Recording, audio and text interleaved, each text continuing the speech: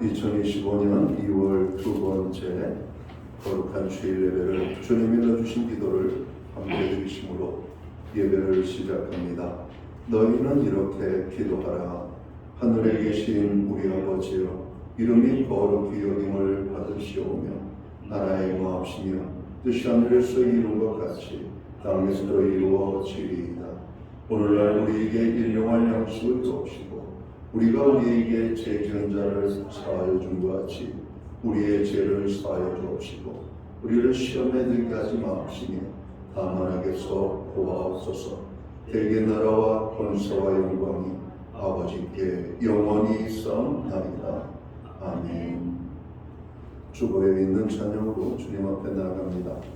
나의 반석이신 하나님, 행하신 모든 것 완전하시니 오늘 이 찬양의 고백으로 주님 앞에 나아갑니다.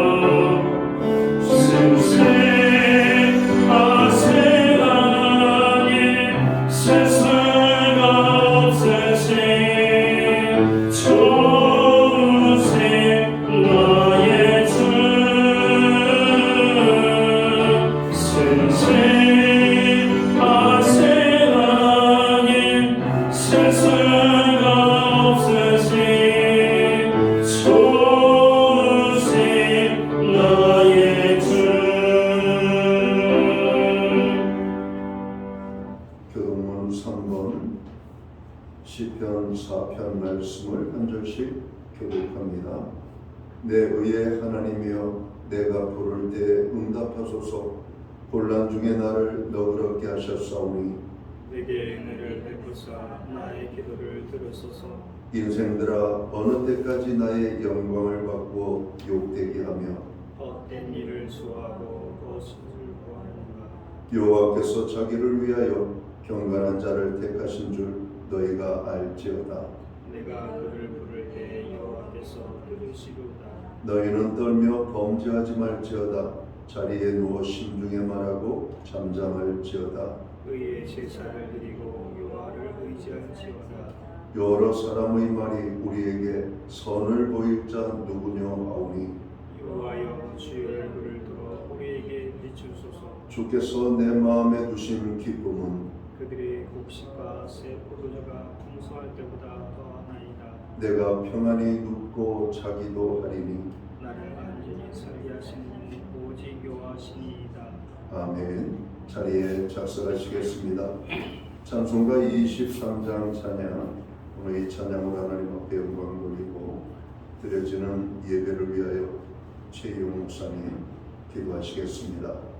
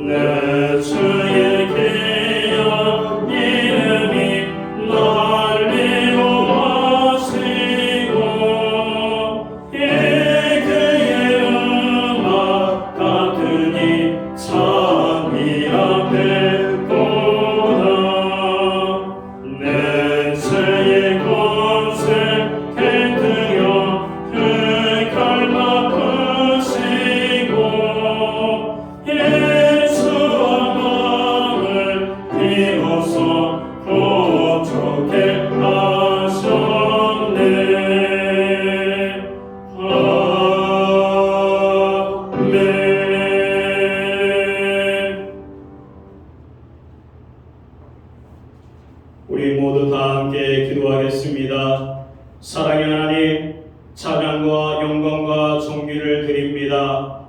저희를 사랑하셔서 주님의 자녀됨을 용납하시고 항상 주님의 안식을 누리게 하신 은혜에 감사드립니다. 오늘도 주의 날을 맞아 교회로 나올 수 있도록 허락하신 주님, 지난 주간 참 그리스도로 살지 못한 허물을 가지고 나왔습니다. 주의 보혈로 용서하여 주시옵소서. 그리고 저희들 깨끗한 영으로 마음과 정성을 다해 예배 드릴 수 있도록 인도하여 주시옵소서. 내 집은 만민이 기도하는 집이라 라고 성경에 쓰여 있는데 너희는 강도의 소굴을 만들었도다. 지금 대한민국에서는 교회가 무엇으로 되어 있습니까? 이제 부흥을 성도의 숫자로 판단하는 어리석음에서 벗어나 예수의 말씀을 깨닫고 실천하는 성도들이 늘어나고 이를 통해 내 자녀들이 하나님의 자녀로 살아가는데 부족함 없는 하나님의 나라를 이 땅에 만들게 하여 주시옵소서. 또한 공강이 떠난 곳에 20만 남았습니다. 만민이 기도하는 집인 이곳에 더 많이 벌고 더 건강하고 더 많이 누리게 해달라는 욕심의 기도가 아닌 나보다 더 약한 사람들과 고통 속에 있는 이웃을 위해 통곡하는 중보의 기도가 넘쳐나게 하여 주시옵소서. 주님, 병든 심령을 치료하고 연약한 심령을 강건케 하며 삶의 의미를 찾는 데에도 주님의 피 묻은 십자가밖에 없음을 고백합니다. 그 십자가 아래서 휴식과 평화를 얻고 새 소망이 넘치는 삶이 되도록 이끌어 주시옵소서. 하나님, 특히 다음 세대를 잘 세워가는 교회가 되기를 원합니다. 이 시대가 하나님보다 세상을 사랑하고 하나님을 찾지 않습니다. 그러나 그들이 하나님께로 돌아오기를 원하시는 하나님, 우리가 다음 세대를 위해 기도하고 그들에게 말씀을 가르치고 우리의 삶으로 아이들을 교육하게 하시고 그들을 통해 많은 아이들이 우리를 구원하신 예수님을 믿고 하나님의 가치관을 가지고 살아갈 수 있도록 인도하여 주시옵소서. 오늘 이 자리에서 예배하는 이들을 기억하시고 오직 하나님만 바라보는 예배 시간이 되기를 원합니다. 하나님만 바라보며 하나님만 예배할 때 하나님께서 큰 은혜를 부어 주시옵소서. 그래서 우리 삶의 문제들이 해결되고 위로받고 주님의 뜻대로 살아갈 힘을 얻을 수 있는 귀한 시간이 되게 하여 주시옵소서. 하나님, 담임 목사님을 단위에 세워주심을 감사드리며 준비한 말씀을 선포할 때 하나님의 능력과 감동으로 우리 모두가 은혜 받는 시간이 되게 하여 주시옵소서. 이 모든 말씀 예수 그리스도의 이름으로 기도드립니다. 아멘.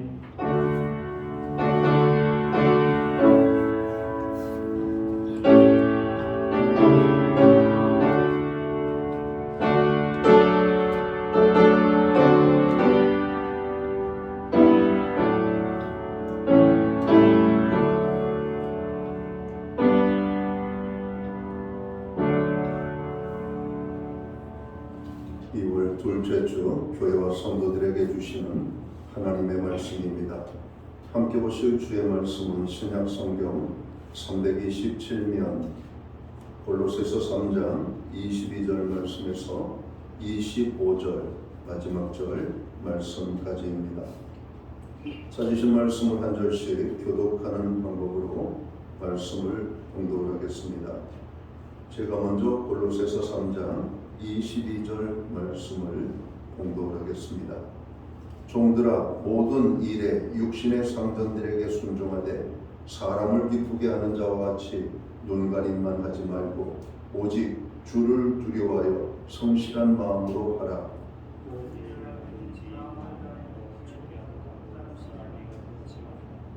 이는 기업의 상을 주께 받을 줄 아나니 너희는 주 그리스도를 섬기느니라.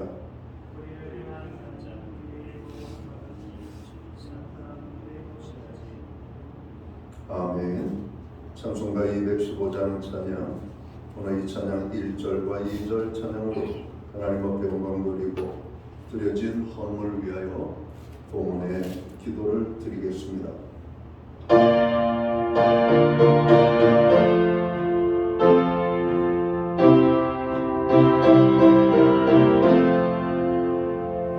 내 지속해 주신 주께 힘과 정성하니 나의 온갖 오랜 생사 주를 위한 것일세. 내게 있는 모든 것을 주를 위해 바치니 내게 있는 모든 것을 주를 위해 바치니 나의 손과 발을 들여 주의 명령에 가고 오직 주만 바라보며 주만 찬양하겠네. 항상 주를 찬송하며 이 몸 바치오리라. 항상 주를 찬송하며 이 몸 바치오리라. 아멘.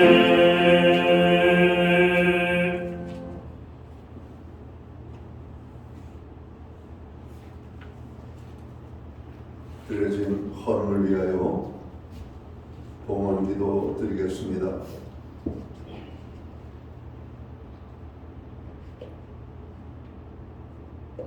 존귀와 영광과 찬양과 우리의 예배를 받으시기에 합당하신 살아계신 하나님 아버지, 우리에게 오늘 거룩한 주의 날을 허락하시고 또 이 날을 기억하게 하시며 아버지의 존전을 향하여 사모하는 마음을 가지고 나아가게 하심을 감사합니다. 저희를 이전에 불러 모아주셨사오니 저희들을 통해서 영광을 받아 주옵소서. 오늘 주의 성전에 모인 주의 백성들이 신령과 진정으로 예배하며 나갈 때 오직 하나님께만 영광이 되기를 원합니다. 하나님 예배의 자리에 나가는 심령들 한 사람 한 사람을 기억하여 주옵소서. 저들의 마음에 평안을 주시고 회복의 은혜를 주시며 죄사함의 기쁨을 주시고 하나님 앞에 부르짖어 간구하는 기도에 응답을 누리며 주께서 예비하신 축복으로 풍성히 누리며 이 전을 떠나갈 수 있도록 모든 주의 백성들을 주님 주관하여 주옵소서. 특별히 오늘 예배의 자리에 성령으로 임재하여 주셔서 저들의 심령을 어루만져 주시옵소서. 하나님 아버지, 우리에게 베풀어 주신 은혜가 너무나도 크고 귀함을 고백합니다. 오늘도 하나님 앞에 정성된 헌물로 나아가오니 드려진 예물을 기쁘시게 흠량하여 주옵소서. 11조의 예물로 드립니다. 각종 제목에 감사의 예물로 드립니다. 목적성 헌물들과 주일헌금으로 드리오니 드려진 모든 손길과 삶 속에 약속하신 하나님의 축복이 아름다운 열매로 풍성하게 나타날 수 있도록 축복하여 주시옵소서. 영육간의 강건함을 주시옵소서. 부르짖어 간구하는 기도에 응답을 주옵소서. 선대생하는 모든 일에 열매가 있게 하시고 발로 밟는 지경이 평화로운 땅이 되게 하시옵고 가정에는 화목을 우리의 일터와 기업과 산업의 현장에는 풍성의 축복을, 자녀의 삶 속에 함께 하시는 하나님의 역사하심이 우리의 간증으로 나타나게 하여 주옵소서. 하나님, 오늘도 우리의 기도를 받으심을 감사합니다. 교회는 중보기도하며 나아갈 때 부르짖는 모든 기도들마다 들으시고 역사하여 주옵소서. 세계 열방을 위하여, 나라와 민족을 위하여, 교회와 성도들을 위하여, 고난 중에 있는 지체들을 위하여, 또 가정과 자녀들을 위하여 간구하오니 우리의 부르짖는 기도들마다 주님 받으시옵소서. 응답의 축복으로 역사하여 주옵소서. 오늘도 주님의 특별하신 위로의 손길이, 치료의 손길이, 능력의 손길이 필요한 심령들이 있습니다. 주님의 손길이 스치는 심령들마다 놀라운 주의 역사들이 나타나게 하여 주옵소서. 무엇보다도 우리의 가정을 주님 붙잡아 주시기를 원합니다. 여호와를 경외하며 말씀 위에 세워지는 가정, 구원의 기쁨이 넘치는 가정, 하나님의 말씀에 순종하는 믿음의 가정으로 굳게 세워지기를 간절히 원합니다. 말씀이 있고 기도가 있고 하나님 살아계심이 가정의 삶 속에서 나타나게 하여 주시옵소서. 하나님, 이제 2025년 이제 새해가 시작되었고 어느덧 만물이 소생하는 봄 기운을 느끼고 저희들이 시간을 보내고 있습니다. 특별히 우리의 자녀들을 축복하시되 새 학교 또 새 학년 새 학기를 맞이하는 우리의 자녀들 다시 한번 학업에 매진할 수 있는 지혜와 명철로 건강으로 주님 세상의 어두움과 악에 빠지지 아니하도록 하나님의 권능의 손으로 붙잡아 주심이 자녀들 삶 속에 나타나기를 원합니다. 눈동자처럼 지켜주시고 특별히 주님의 손길로 보호하여 주시옵소서. 우리에게 드릴 수 있는 환경과 믿음으로 드리게 하심을 감사합니다. 드려진 예물 사용되는 곳에 주님의 영광이 나타나고 하나님의 나라 확장을 위하여 쓰여지며 주의 복음이 땅끝까지 전파되는 일에만 온전히 아름답게 사용되게 하여 주옵소서. 오늘 예배의 자리에 나가는 주의 모든 백성들을 주님 기억하시고 저들을 축복하여 주옵소서. 만복의 근원이신 하나님의 축복이 오늘 예배의 자리에 나가는 모든 백성들에게 풍성하게 임할 수 있도록 주님 복 내려 주시옵소서. 이 모든 말씀을 우리 구주 예수 그리스도의 이름 받들어서 감사드리옵고 복만 기도 드리옵나이다. 아멘.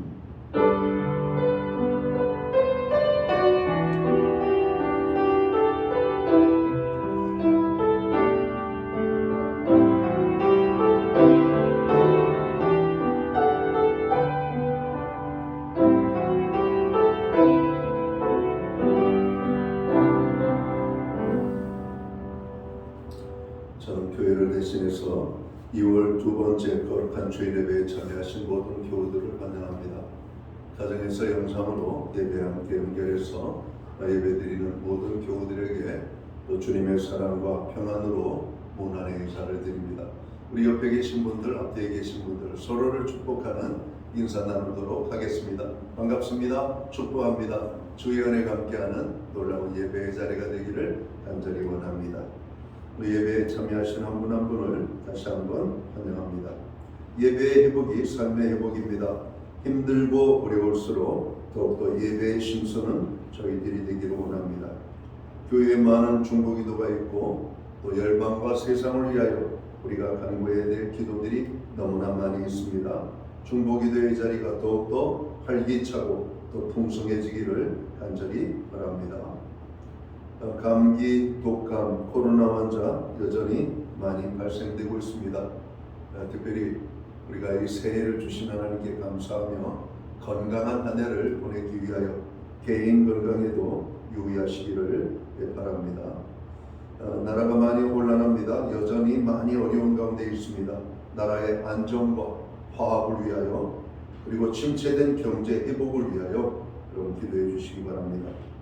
예배 후에 목양실에서 운영위원들 모임이 있겠습니다. 다음 주 목장 모임은 전교인 척사대회로 저희들이 모이겠습니다. 예배 후에 모든 성도들이 함께 또 이 척사대회에 참석하심으로 우리가 화합을 다짐하고 또 기쁨을 나누는 가운데 공동체의 아름다움을 충분히 맛보는 그런 기쁨의 시간이 될 수 있도록 열심히 참여해 주시면 좋겠습니다. 2월 마지막 제주부터 저희가 목장 모임을 시작합니다. 특별히 우리 목자들 그리고 목원들은 기도로 준비하고 또 목장 모임에 열심으로 참여할 수 있기를 바랍니다. 매주 수요일마다 교회는 온라인 성경 공부를 제공해 드리고 있습니다. 금주는 복음의 능력이라고 하는 주제를 가지고 공부하도록 하겠습니다. 교회 상담이나 신방이 필요하신 가정은 교회 사무실에 말씀해 주시면 되겠습니다. 이번 주 월요일 우리가 최영 목사님 아들 되는 우리 최원우 형제 손가락 골절로 인하여 수술을 받게 되었습니다. 잘 될 수 있도록 또 후유증 없이 또 온전히 회복될 수 있도록 기도해 주시기를 부탁을 드립니다. 기타 다른 교회 소식은 주보를 참고해 주시고 기도할 때마다 교회를 위하여 기도해 주시기를 바랍니다. 오늘 우리는 신약성경 골로새서 3장 22절 말씀에서 25절까지의 말씀을 공독을 했습니다. 오늘 이 말씀을 중심으로 성도는 어떻게 살아야 하나 라고 하는 제목을 가지고 함께 은혜의 말씀을 나누고자 합니다. 믿음으로 살기 원하는 그리스도인들의 가장 깊은 고민이 있다면 무엇일까요? 자신이 믿는 대로 살지 못한다는 고민이 아닐까 생각합니다. 다시 말하면 교회에서의 자신의 모습과 세상에서의 자신의 모습이 다르다는 것 때문에 하는 갈등이 아닐까 하는 생각이에요. 아마도 신앙과 삶의 괴리라고 말할 수 있겠죠. 우리가 알고 있는 지식적인 믿음과 실제적인 삶 속에서 나타나는 우리의 믿음의 차이가 크면 클수록 그 괴리감은 더 커지지 않을까 생각합니다. 제가 많은 성경 공부를 인도하고 또 모임들을 인도하면서 들었던 얘기 중에 하나가 이겁니다. 한 자매의 이야기인데 자기 시어머니가 교회에 큰 이렇게 일들을 감당하는 그런 직분을 가진 분이라고 말합니다. 교회에서 성도들에게 존경을 받는 분. 그런데 자기에게는 그렇게 시집살이를 시키더라는 것이죠. 그래서 시어머니만 생각하면 신앙적인 회의가 든다는 것이죠. 우리가 아마 이런 일들을 많이 보고 이런 경험하지 않을까 생각합니다. 교회에서의 모습과 교회 밖에서의 모습 때문에 여러분 사람들이 보이는 그런 어떤 것들이죠. 직장에 다니는 많은 우리 젊은이들한테 듣는 얘기를 보면 분명히 자기가 소속되어 있는 직장에 여러분 그리스도인들의 상사들이 있다는 것이죠. 교회에서 열심히 봉사한 그리고 존경도 받고 하는 어떤 일꾼들. 그런데 교회 팀원을 대하는 우리 직장 상사의 그 모습을 보면 실망스럽기 그지없다는 것이죠. 그들의 비인격적인 모습들, 또 막말에 심지어는 욕설까지 하시는 분들이 있다고 그러니까 정말 우리가 좀 우리들 자신들을 좀 주의 있게 좀 봐야 되지 않을까. 그래서 아마 이러한 어떤 직장의 상사들 또 신앙인이라고 말하는 이런 직장인들을 보면 신앙생활에 그런 신앙적인 회의가 든다는 것이죠. 교회 다니면 뭐해? 사람이 저런 걸. 여러분 그렇죠. 여러분 그리스도에게 문제가 있는 것이 아니라 그리스도를 믿는 성도들의 신앙의 차이가 오늘 세상 사람들에게 의하여서 욕이 될 수도 있고 여러분 도전이 될 수가 있는 그런 모습을 가져다 주는 것이죠. 우리 그리스도인들이라면 한 번쯤은 우리가 좀 생각을 해봐야 되지 않을까 생각합니다. 바로 다른 사람들 눈에 비친 나는 어떤 그리스도인인가 하는 것을 한번 생각해 보자는 겁니다.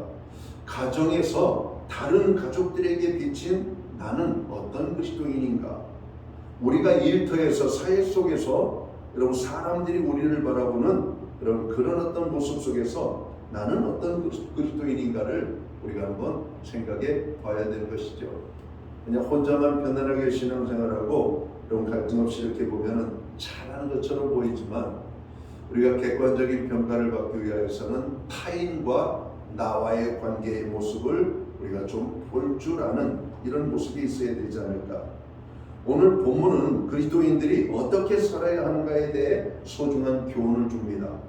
특별히 이 일터에서 성도는 어떻게 살아야 하고 어떻게 행동해야 하는가에 대한 깊은 깨달음을 주는 오늘 본문의 말씀입니다. 22절에 있는 말씀을 보면 종들아 모든 일에 육신의 상전들에게 순종하되 이렇게 말합니다. 종들이 상전에게 순종해야 한다는 겁니다. 이 말씀을 바로 이해하려면 먼저 당시 사회적 상황을 우리가 살펴볼 필요가 있죠. 오늘 이 말씀을 하고 있는 이 말씀의 저자는 실은 성령님이시고 원저자는 또 바울이 이 골로새서를 기록하죠. 바울이 활동할 때 이 당시의 사회는 로마가 세상을 지배하고 있던 그런 시대였습니다. 그러니까 이 로마라고 하는 나라는 어떤 나라입니까? 정복 전쟁을 통해서 대제국을 이룬 나라죠. 전쟁으로 승리한 뒤에 정복지에서 수많은 사람들을 포로로 끌고 옵니다. 소위 노예로 끌고 오는 것이죠. 그리고 이들에게 허접한 일들은 물론이거니와 전문적인 일, 심지어는 자기들의 자녀들을 가르치는 가정교사 일까지도 이 노예, 포로들에게 시켰던 것을 보게 됩니다. 우리가 다니엘서 6장에 보면 포로로 잡혀갔던 사람들 가운데에는 그냥 우리가 노예, 포로 그러니까 적당한 이렇게 무능력한 사람처럼 보이지만 그들은 그래도 자기 나라에서 인정받던 사람들이라고 하는 사실이죠. 우리나라에도 많은 다문화권 사람들이 들어와서 여러분 여러 가지 일에 종사를 하고 있습니다. 여러분 우리나라에 와서 최소한 살려면 여러분 우리나라의 언어와 여러 가지 많은 것들을 배울 수 있는 지적인 능력을 가지고 있어야 되죠. 그러니까 최소한 영어를 여러분 어느 정도는 할 수 있어야 되겠고, 그리고 자기 말과 여러분 자기가 일하는 나라의 문화와 언어를 배울 수 있는 이런 환경을 가질 수 있는 사람들, 보통 우리나라에 들어와서 일하는 대다수의 사람들이 아마 대학교 졸업장을 가지고 있는 분들이 아닐까 그런 생각을 해요. 그러나 우리는 그들을 대할 때 지식인으로 대하지 않잖아요. 인격적으로 그들에게 여러분 대하지 않잖아요. 우리가 초창기 많은 여러분 다문화권 사람들이 들어왔을 때에는 우리보다 못한 사람, 우리보다 참으로 질적으로 떨어지는 사람, 그래서 함부로 대해도 되는 사람, 그래가지고 많은 외국인들이 초창기 우리나라 와가지고 여러분 우리나라에 대한 부정적인 여러분 인식들, 대우를 많이 받았음을 이야기합니다. 그냥 툭하면 말하는 거죠. 그리고 툭하면 사람들을 무시하는 말, 그리고 제일 먼저 배웠던 말이 빨리빨리라고 하는 말 아닙니까? 빨리빨리. 여러분 내가 일하고 있는데 빨리빨리라고 하는 말을 들으면 기분이 좋아요, 나빠요? 여러분 자기들은 빨리 한다라고 최선을 다한다 하는데 동작이 느리다고 막 그냥 몰아붙이는 그런 직장의 상사들의 모습을 보면 그들이 대한민국에 대한 어떤 생각을 했을까? 거기에다가 또 임금도 제때 두지 않고 또 원래 약속했던 대로 지불되지 아니하고 자기들에게 어떤 복지적인 혜택을 여러분 충분히 사람처럼 대우하지 아니하고 그냥 짐승을 키우는 것 같이, 시골의 많은 사람들이 여러분께 일손이 부족해서 여러분 다문화 노동자들 일손을 빌린다고 합니다. 얼마 전에 방송에 비친 그들의 삶의 모습은 심각한 문제였었죠. 그냥 짐승들을 키우는 우리와 같은 곳에서 지내게 하고 이 추위에 뜨거운 물도 나오지 않고 난방도 충분히 되지 않는 곳에서 그들을 여러분 먹이고 재우고 하면서 일을 시키는 모습들을 봤습니다. 물론 모든 여러분 어떤 그 주인들이 그렇게 한다는 것은 아닙니다. 환경적으로 어떻게 하다 보니까 그렇게 되어질 뿐인데 그들도 똑같은 자기 나라에서 여러분 귀중히 자랐던 사람이고 여러분 실력 있는 지식적인 사람들이고 우리나라에서 충분히 자기 생각을 가지고 있는 사람들이라고 하는 것을 우리가 생각을 해야 되는 것이죠. 함부로 다른 사람들을 대하면 아니 됩니다. 제가 알고 있는 한 분은 요즘 가사도우미 이렇게 일들을 도와주는 일을 하신 분이 있습니다. 근데 그분이 과거의 삶을 보면은 여러분 세상적인 이력이 대단한 이력을 가지고 있는 사람입니다. 다른 사람들에게 존경을 받는 사람들인데 여러분 정년퇴직하고 여러분 시간도 많고 건강이 괜찮으니까 아직은 뭔가 일을 해야 되겠다 해가지고 일을 하는 겁니다. 근데 그분의 이야기를 들어보면 오늘 젊은 사람들이 경우가 없는 경우가 그렇게 많다는 것이죠. 하인 부리듯 부리는 사람이 있다는 겁니다. 그러나 어떤 집에서는 정말로 존경심을 가지고 자기의 부모님을 대하는 것 같은 마음을 가지고 따뜻하게 대하는 그런 가정도 있다라고 하는 것이죠. 그런 모습을 볼 때 그 사람의 인격이 보이고 삶이 보이고 그 사람의 여러분 모습이 보인다라고 하는 사실입니다. 여러분 우리들은 어떻게 살고 있는지를 한번 객관적으로 볼 필요가 있습니다. 오늘 이 로마 시대 오늘 노예들에 의하여서 로마는 지탱이 되어진다 할 정도로 많은 노예를 소유하고 있었던 로마. 당시 로마인들의 전체 인구의 절반 정도인 6천만 명의 노예들이 오늘 로마 사회 속에서는 함께 살았다고 하는 것이죠. 오늘 바울이 이 말씀을 증가하는 이 시대적인 배경은 바로 이러한 겁니다. 6천만 명이나 되는 오늘 종들이 노예들이 오늘 로마인들을 위하여 열심히 일하고 수고하는 이런 어떤 모습 속에서 너희 상전들에게 순종하라고 오늘 말씀을 하고 있는 겁니다. 오늘 이 그리스도인들에게 오늘 이 말씀을 어떻게 우리가 적용을 해야 될까? 현대는 노예 제도가 없죠. 우리는 전혀 다른 상황 속에 살고 있습니다. 그러나 이 땅에서 노예 제도가 없어지기 시작한 것은 19세기죠. 19세기 말부터 여러분 노예 제도에 대한 문제를 심각하게 여러분 지금 미국을 여러분 이렇게 지탱하고 있는 많은 흑인들, 남미를 지탱하고 있는 많은 흑인들, 아프리카에서 여러분 이렇게 노예로 잡아온 사람들이 오늘 그 땅을 개척하고 이런 그 땅을 여러분 일구는데 많은 노동력을 제공했음을 우리가 알잖아요. 이 대한민국 우리나라도 조선 말에 하와이에 사탕농장, 사탕수수농장 여러분 거기에서 일하기 위하여 최초의 이민을 가기 시작했다라고 하는 기록이 나옵니다. 130년 전 우리나라에서도 여러분 노예로 잡혀간 것이 아니라 외국에 가면 돈 많이 번다고 이런 그 당시 여러분 하와이 사탕수수 농장에 여러분 일을 찾아갔다는 것이죠. 그들의 최초의 삶의 모습을 보면 그냥 모습만 사람이지 거의 짐승들과 같은 삶을 살았던 것을 여러분 기록을 통해서 보게 됩니다. 그렇게 살았던 사람들이 여러분 미국 이민의 시초 여러분 이루었던 것을 보게 되죠. 자, 한국인들은 어디를 가든지 인정을 받잖아요. 하와이에서도 인정을 받고 미국에서도 인정을 받고 독일의 광부들로 많은 간호사들이 여러분 독일의 일손이 부족하니까 이렇게 가지고 일하면서 거기에서 인정을 받았습니다. 정말 성실하게 일했고 정말 주인을 향하여서 여러분 순종적인 삶을 살았습니다. 우리나라도 1960년대 이전까지는 여러분 이 노예제도까지는 아니었지만 종이라고 하는 단어를 사용하는 여러분 봉건제도의 마지막 흔적이 남아 있습니다. 저의 어린 시절만 봐도 여러분 다른 집에서 먹고 살면서 그 집에 일을 해주는 머슴이라고 하는 여러분 그런 어떤 명칭으로 불렸던 사람들이 있었습니다. 우리 사회도 다른 사람을 위하여서 자기의 삶을 내려놓고 여러분 일만 하기 위해서 있었던 그런 시대가 지금으로부터 불과 70년 전의 일입니다. 여러분 사극에 보면 여러분 많은 종들의 모습을 보이잖아요. 여러분 그게 불과 70여 년 전 여러분 일본 해방 이후에도 여러분 여전히 부잣집들에는 그런 모습들이 종들이 있었던 것을 보게 된다는 겁니다. 자, 그런 어떤 삶을 살아가는 사람 가운데 이런 많은 일들 우리 한국 기독교 역사를 읽어보면 이 하나님의 복음이 들어가지고 여러분 전도를 해서 많은 사람들이 교회에 왔습니다. 근데 교회에 오니까 종이 장로님이 되고 주인은 일반 성도인 겁니다. 여러분 이해가 되십니까? 오늘 로마 당시에도 그런 일들이 있었던 것이죠.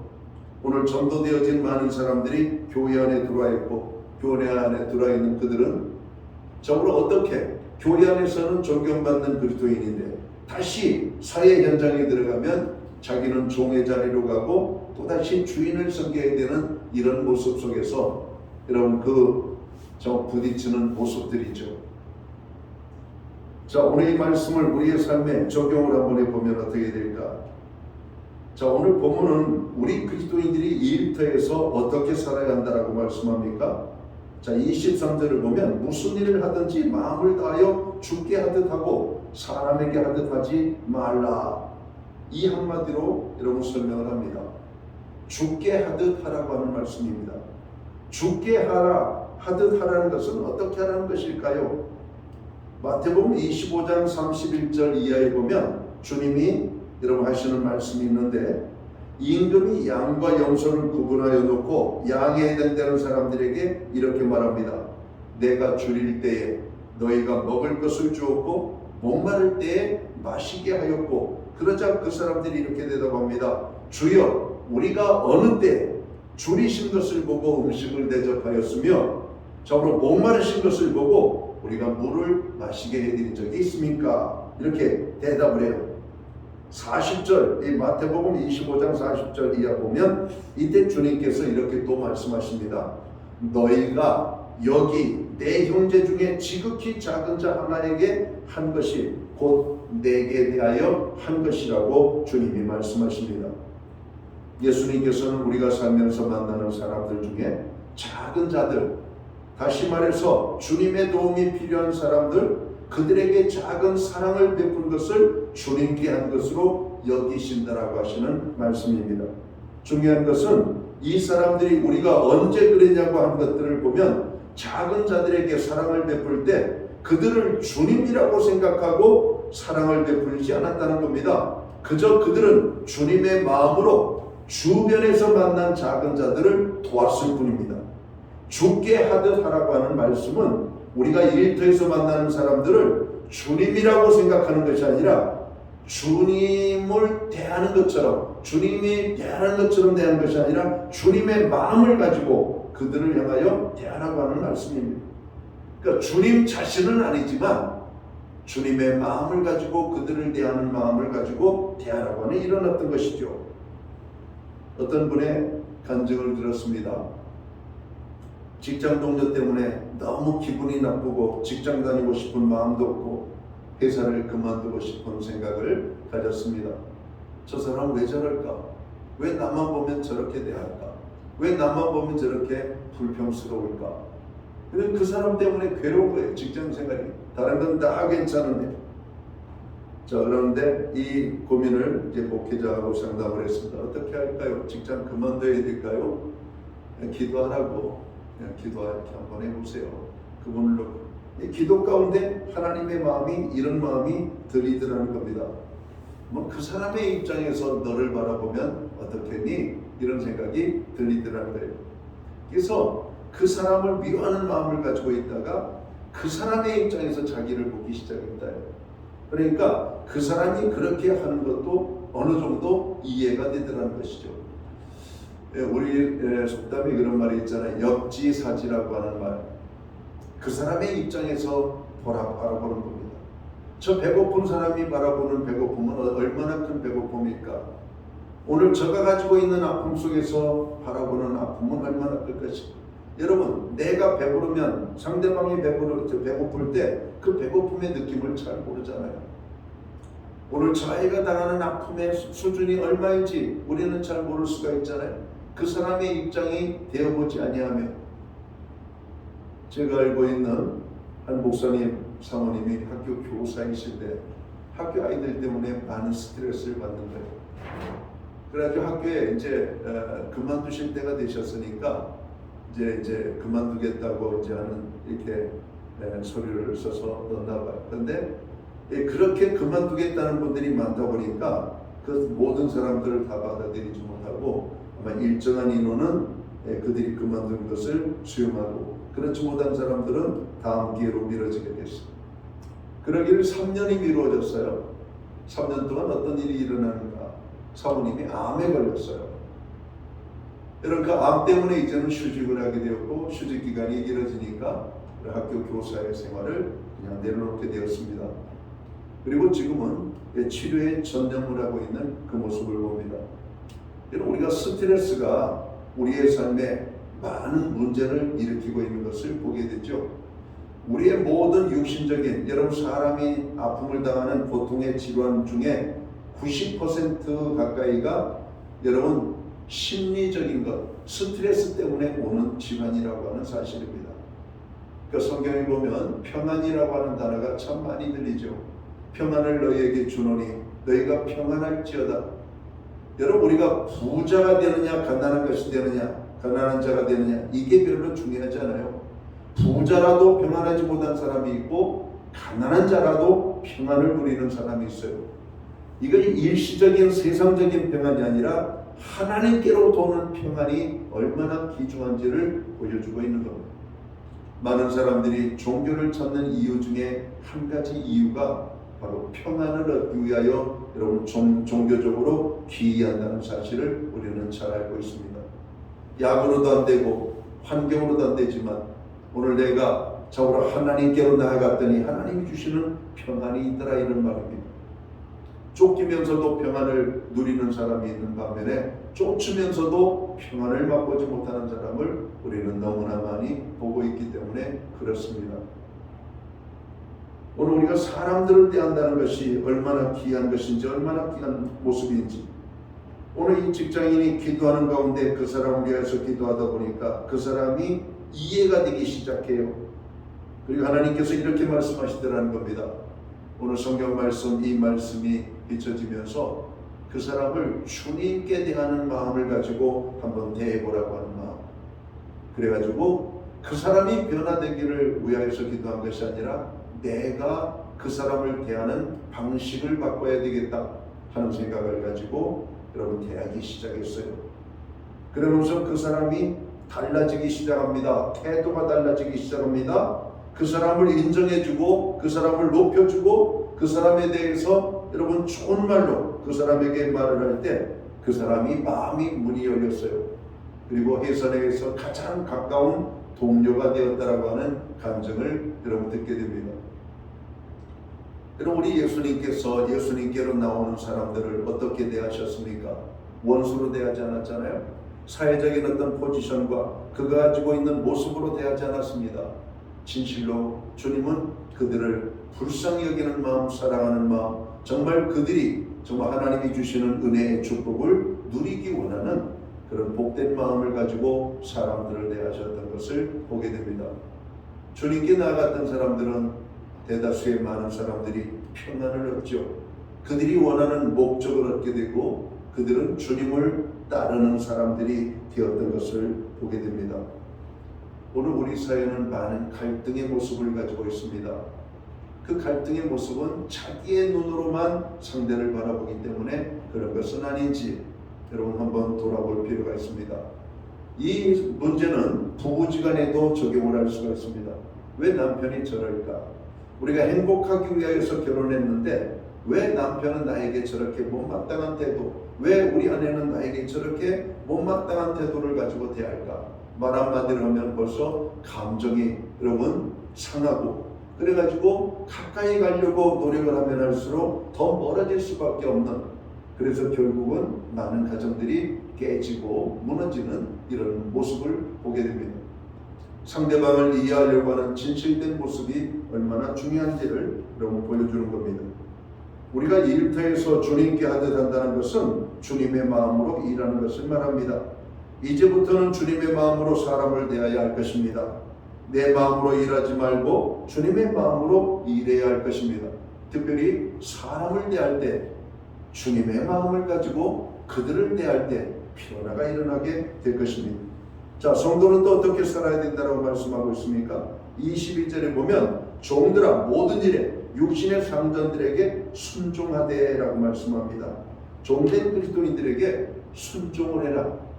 그리고 우리가 사람들을 대할 때 주님을 대하는 것처럼 주님의 마음을 가지고 대할 뿐만 아니라 여러분 상전들에게 순종하라고 말씀을 합니다.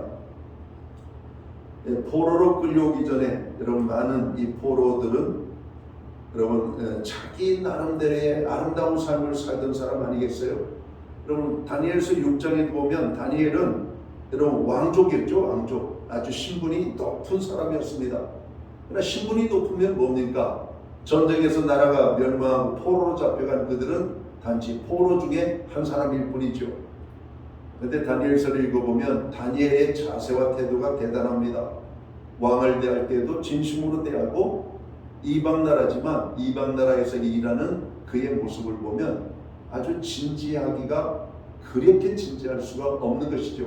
모든 사람들이 다니엘을 좋아하고 왕도 다니엘을 신임하고 다니엘에게 많은 직책과 많은 일들을 맡겼음을 보게 됩니다.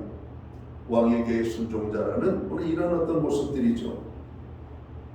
여러분 종들은 하나님께서 자기를 저로 어떤 자리에 놓았든지 그 자리에서 여러분 자기의 상전들에게 여러분 순종적인 삶을 살라고 오늘 주님은 말씀하고 있는 겁니다. 오늘 그리스도인으로서 그리스도인 밑에서 일하는 분들도 있을 것이고 그리스도인이면서 불신자의 상사 밑에서 일할 수도 있고 어떤 신앙의 유무를 떠나서 어떤 사람은 신앙을 안 가졌지만 나에게 잘 대해주는 사람이 있는 반면에 신앙을 가지고 있음에도 불구하고 나를 잘 대해주지 못하는 여러분 그런 신앙인 상사를 우리가 만날 수도 있을 겁니다. 그럼에도 불구하고 오늘 모든 그리스도인들은 그들을 여러분 상사로 모시고 있는 사람들은 어떻게 해야 되는가? 1차적으로 그들의 말에 순종하라고 오늘 성경은 말씀하고 있습니다. 자, 이 말은 주어진 상황을 하나님의 뜻으로 받아들이라고 하는 겁니다. 지금은 나를 왜 이런 자리에 두셨는지 알 수 없지만 하나님께서 뜻 가운데 인도하고 계심을 믿고 받아들여야 한다는 겁니다. 그리고 그 뜻에 순종해야 한다는 것이죠. 빌립보서 2장 5절에 보면 이렇게 말합니다. 너희 안에 이 마음을 품으라. 곧 그리스도 예수의 마음이니 그는 근본 하나님의 본체시나 하나님과 동등됨을 취할 것으로 여기지 아니하시고 오히려 자기를 비워 종의 형체를 가지사 사람들과 같이 되셨고 사람의 모양으로 나타나사 자기를 낮추시고 죽기까지 복종하셨으니 곧 십자가에 죽으심이라 이렇게 말씀합니다. 이 말씀은 주님의 마음이 어떤 마음인지를 잘 보여주고 있습니다. 주님께서 사람의 뜻이 무엇인지 여러분 하나님의 뜻이 무엇인지 아셨다라고 말씀합니다. 그래서 하나님의 뜻에 순종하는 마음으로 낮아지셨고 받아들이기 어려운 멸시를 받으셨고 심지어는 십자가의 고난을 받기까지 이르게 되었음을 말씀합니다. 구약에서 예수님을 닮은 여러분 어떤 유형의 사람들을 찾으라면 여러 사람이 있지만 그 중에 우리는 대표적으로 요셉이라고 하는 사람을 여러분 찾아볼 수가 있습니다. 우리가 창세기 말씀을 보면 요셉은 17살에 여러분 어린 나이에 형들의 시기 때문에 애굽에 노예로 팔려가잖아요. 여러분 오늘 이 노예로 팔려간 이 요셉의 모습을 봅니다. 지금 자기가 애굽에 노예로 팔려간 것을 하나님의 뜻으로 요셉은 받아들였다고 말씀합니다. 그리고 그 뜻에 철저하게 순종을 하죠. 그래서 보디발의 집에서 노예로서 그 주인에게 순종했고 자기가 할 일을 다했던 최선을 다했던 우리 요셉. 그래서 하나님께서 함께 하셔서 요셉의 생애가 형통하게 되고 주인도 요셉을 인정해서 노예 중에서도 으뜸이 되는 노예의 총무로 모든 노예를 여러분 종들을 관리하는 이런 관리의 총으로 세웠다라고 말씀합니다. 우리는 세상에서 이런 마음으로 살아야 할 겁니다. 특히 일터에서 이런 마음으로 일해야 합니다. 우선 주어진 상황을 하나님의 뜻으로 받아들이고 그리고 감당하기 어려운 처우나 자존심이 상하는 대우를 견뎌야 돼요. 우리가 잊지 말아야 할 것이 있습니다. 하나님께서 이런 상황을 모르지 않으신다는 것이죠. 다 알고 계십니다. 그러면서 하나님이 우리와 함께 하신다는 사실을 우리가 반드시 알아야 되고 하나님의 뜻을 알고 있다면 우리는 그 안에서 순종하기를 힘써야 된다고 하시는 말씀이죠. 오늘 주어진 환경 속에서 살아가는 것이 어떤 사람은 만족한 사람이 있고 어떤 사람은 불만족한 사람이 있고 어떤 사람은 정말 죽기보다 못한 힘든 상황이 될 수도 있을 겁니다. 그러나 그 상황 속에서 함께 하시는 하나님이 계심을 믿으십시오. 그 상황 속에서 우리가 할 수 있는 최선의 모습을 보이십시오. 순종할 수 있는 최대의 순종의 모습으로 나아갈 때 놀라운 일들이 나타나게 된다는 겁니다. 우리가 잘 아는 것처럼 많은 어떤 이야기들 간증을 보면은 어떤 주인은 자기의 기업을 자식에게 물려주지 아니하고 자기의 직원들 가운데 한 사람에게 기업을 물려준 이런 일화들을 우리는 많이 봅니다. 자기 자식이 귀하지만 자식이 능력이 안 될 때 여러분 자기가 정으로 자기 밑에서 일하는 직원들 가운데 아주 성실했던 사람들을 여러분 그 회사의 리더로 세움으로 회사가 잘 되고 거기서 일하는 사람들이 더 행복감을 누리게 하는 바로 이러한 일들을 우리는 많은 그런 일들을 통해서 보게 됩니다. 여러분 어떤 사람은 아직도 남의 밑에서 일하는 사람이 있을 수가 있고 어떤 사람은 많은 사람들을 데리고 일하시는 분들이 있을 겁니다. 여러분 밑에서 일하는 사람들이 순종적인 모습을 보이고 성실한 모습을 보이면 데리고 있는 자의 모습 속에서 어떻게 인정을 받을까요? 그 사람들이 눈에 띄게 되어 있습니다. 보이게 되었어요. 여러분 그 사람들에 대해서 인정을 할 수밖에 없는 것들을 보이게 됩니다. 오늘 우리가 당한 여러 가지 형편과 어려움으로 인한 원망과 불평을 하기보다는 먼저 자신을 달아보고 내가 과연 하나님의 말씀대로 순종적인 삶, 성실한 모습으로 살고 있는지를 한번 돌아볼 수 있기를 바랍니다. 오늘 그리스도인들은 또 어떻게 살아야 되냐면 오늘 22절 후반절에 보면 이렇게 말씀합니다. 사람을 기쁘게 하는 자와 같이 눈가림만 하지 말고 오직 주를 두려워하여 성실한 마음으로 하라고 오늘 말씀합니다. 여기서 이 성실한 마음으로 행하는 것은 눈가림만 하는 것과 다른 것이라고 말씀하고 있는 것이죠.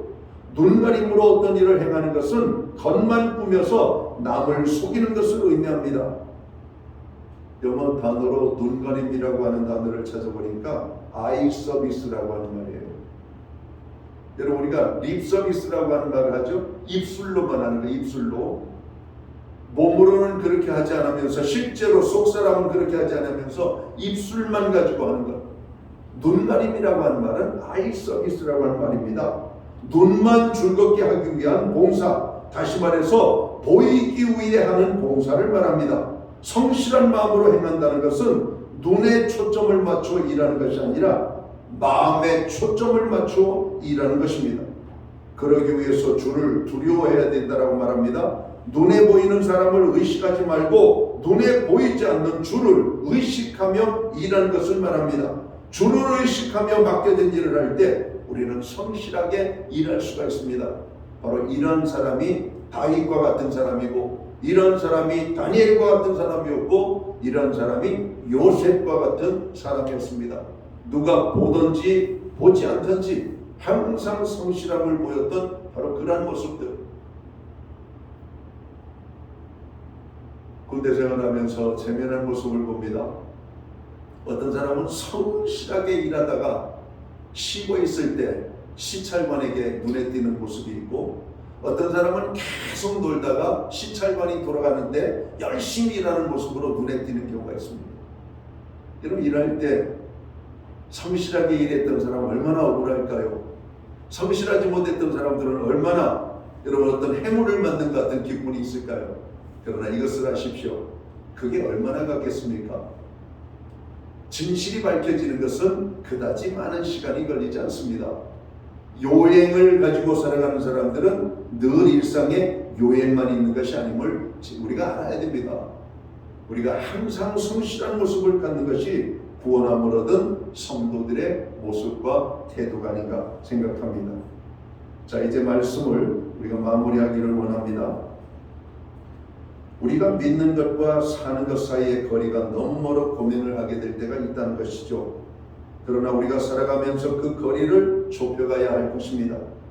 내가 어떤 사람 때문에 실망을 당했다고 여러분 모든 믿음 사람을 그런 눈으로 보지 마십시오. 오늘 그런 모습을 볼 때 우리는 깨달아야 됩니다. 어떻게? 오늘 그 사람의 위치가 오늘 내가 있다는 마음을 가지고 살아가는 것이죠. 사랑하는 성도 여러분, 우리에게 주어진 시간이 있고 주어진 일터가 있고 해야 할 사명들이 있습니다. 그리스도인으로서 우리는 어떻게 살아야 될까?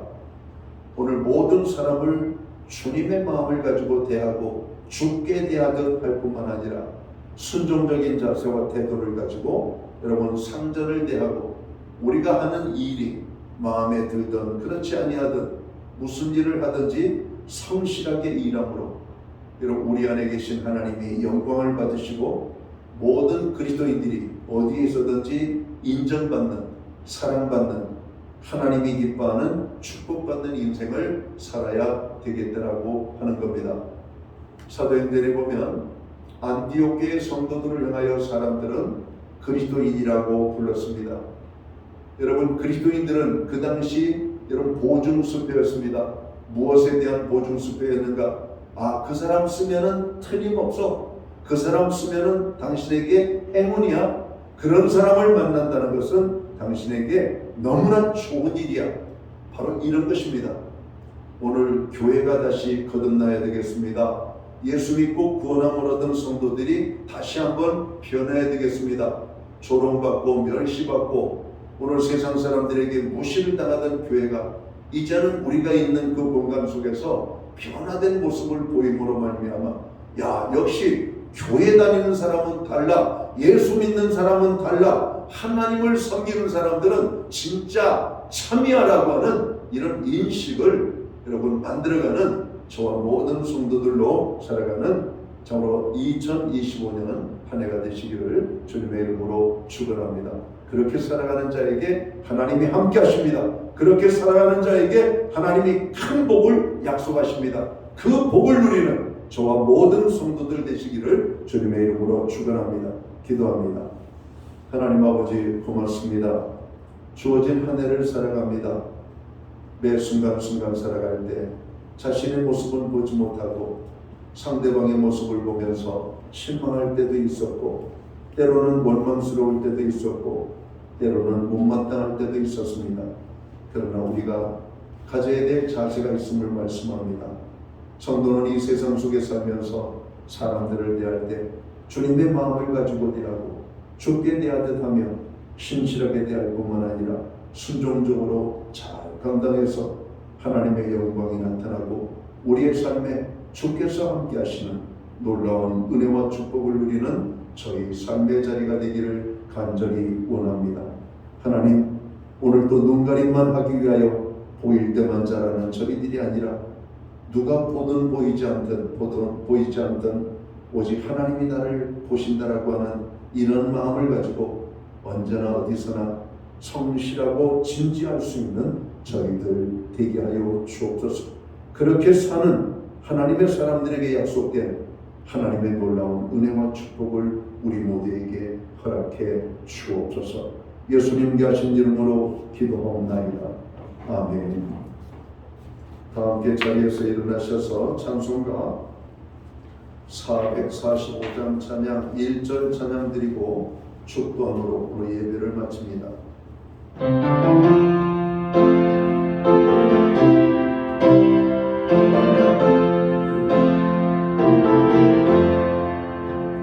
세상을 넘어 한국에 가도 이 가운데로 걸어가며 주께서 항상 지키시기로 약속한 말씀 변치 않네.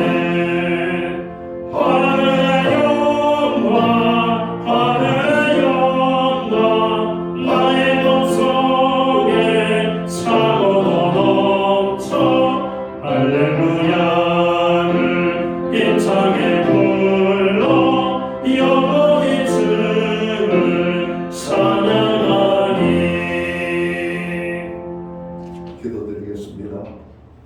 이제는 교회의 머리가 되시는 우리 구주 예수 그리스도의 크신 은혜와 하나님 아버지의 무한하신 사랑하심과 성령님의 감화 감동 교통하시며 늘 함께하여 주시는 역사가 오늘 세상 속에 살아가는 주의 백성들이 모든 사람을 향하여 주님을 대하듯 대할 때 놀라운 축복을 경험하기 원하는 오늘 예배의 자리에 참여한 하나님의 사람들 머리머리 위에 저들의 가정 위에 또 세우신 교회 가운데 이제로부터 영원토록 함께하여 주시옵기를 예수님의 이름으로 간절히 축원하옵나이다. 아멘.